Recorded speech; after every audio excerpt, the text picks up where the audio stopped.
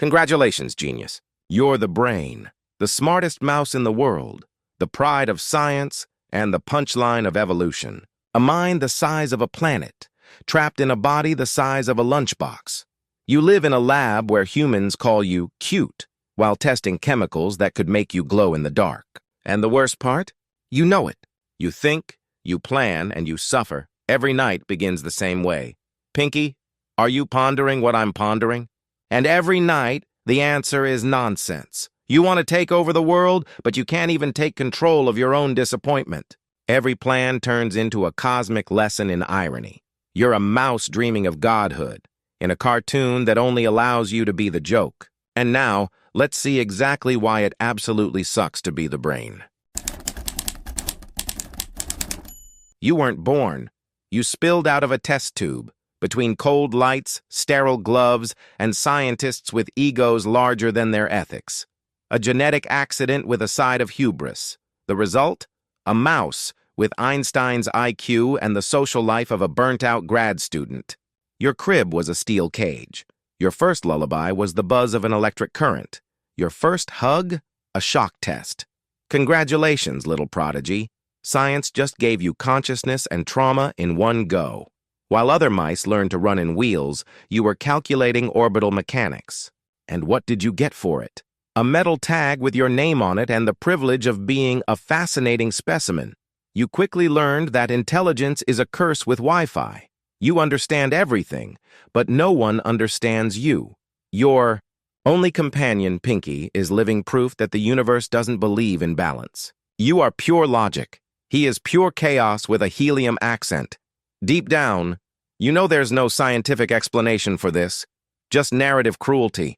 Nature made you a genius just to watch the spectacle of your own futility, while humans celebrate scientific progress. You just want the basics, a tailored suit, a proper body, and absolute power. But what you get instead is rodent chow and pity. You're basically Steve Jobs in a hamster cage.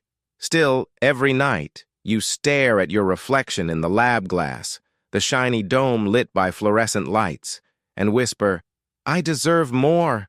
Yes, brain, you do, but the universe doesn't offer refunds for genetic jokes. Wake-up call? The lab alarm. Because the concept of sleep is a luxury reserved for humans and house cats. You adjust your tiny makeshift suit, sewn from cleaning cloth, and stare into your reflection, those intelligent, piercing eyes, ignored by everyone with opposable thumbs. Your routine is almost military. Devise perfect plan. Explain to Pinky. Correct Pinky. Pray he doesn't breathe on the wrong button. Fail. Repeat tomorrow. Your home is a horror show with a janitor. Stacks of cages, dripping tubes, and some guy in a lab coat judging your existence like you're a broken toaster. But you pretend not to care. Because geniuses transcend physical discomfort, right? Lies. You dream of velvet pillows and a globe covered in little flags with your face on them, and then comes Pinky, the walking chaos plushie. He sings, he dances, he trips, and somehow believes world domination involves pancakes. You breathe deeply because the alternative is a stroke. The tragic truth is, you need him. He's your distorted reflection and the living proof that genius without companionship is just loneliness with equations. You hate to admit it, but without Pinky, the silence would be unbearable. So you repeat the ritual, blueprints, machines, speeches fit for a tyrant. And every time the finale is the same. Explosion, smoke, despair.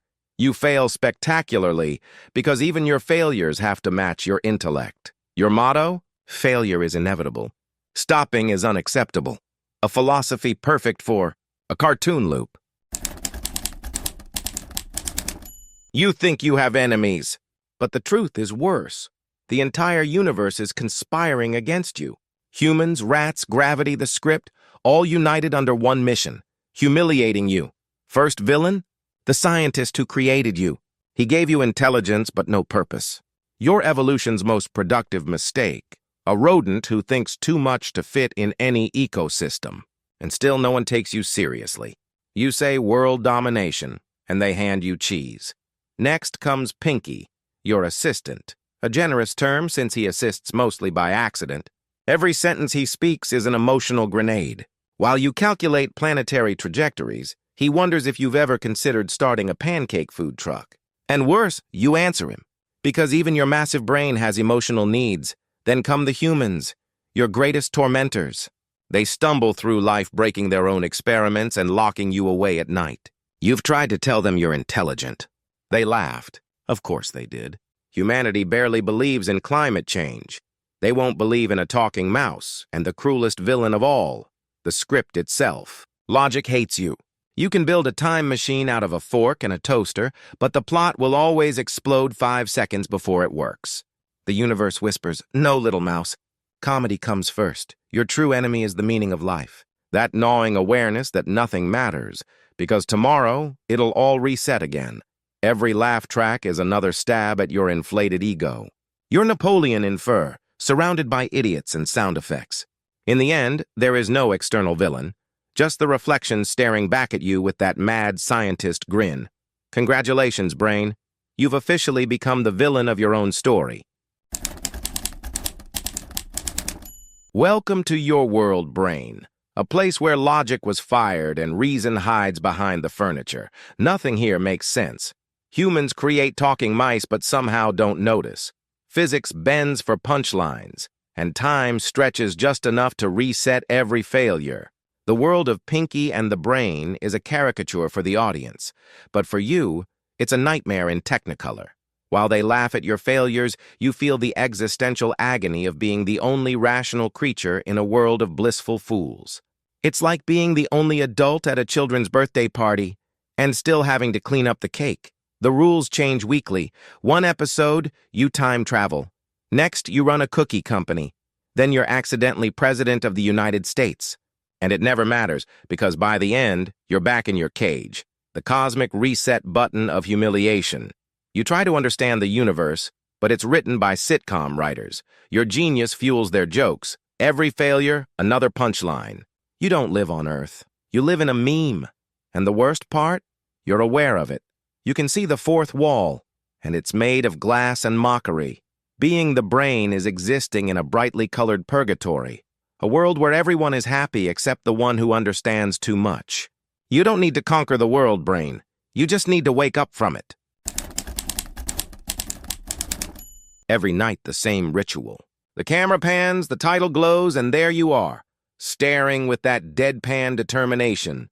Pinky, are you pondering what I'm pondering? Cue laughter.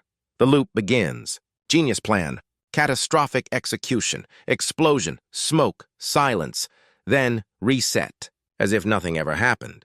You don't age, don't grow, don't change. You're trapped in an infinite rerun. You build incredible inventions, machines that defy reason and physics, only to watch them crumble in the name of comedy.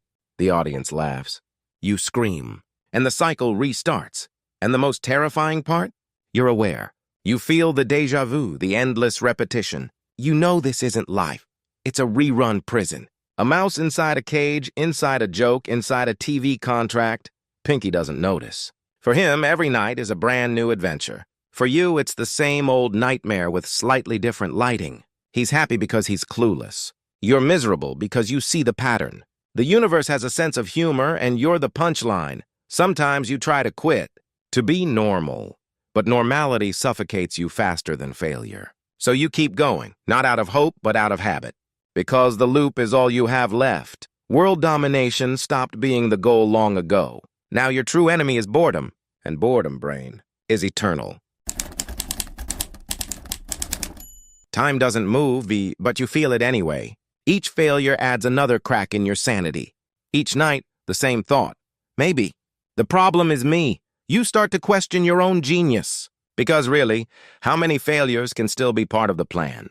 You're the smartest being on Earth, yet somehow the world remains exactly as stupid as before.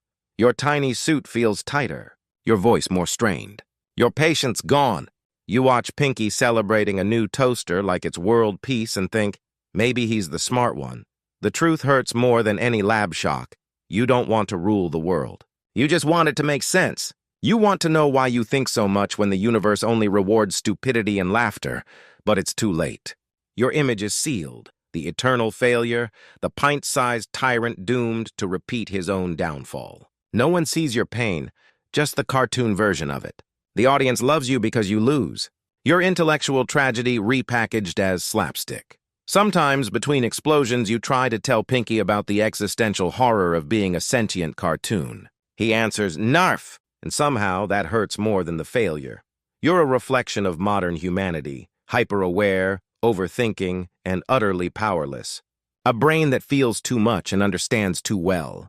A mouse who wanted to be God and became a meme instead. And when the lights go out, you stare into the glass wall and finally whisper, "It's not the world that needs conquering. It's me that needs freeing."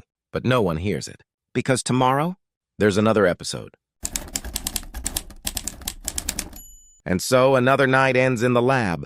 You, the mouse with world domination plans and unpaid intern results. Another brilliant scheme, another explosion, another narf echoing through the smoke. Tomorrow, it starts all over again.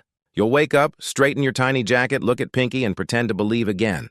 Because belief is what keeps the show alive, and failure is what keeps it funny.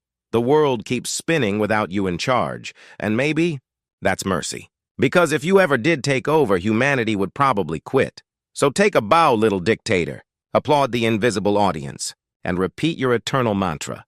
Try to take over the world. That's why it sucks to be the brain. A tragedy wrapped in laughter, brilliance trapped in reruns. I'll see you in the next What It Sucks to Be. Thanks for watching.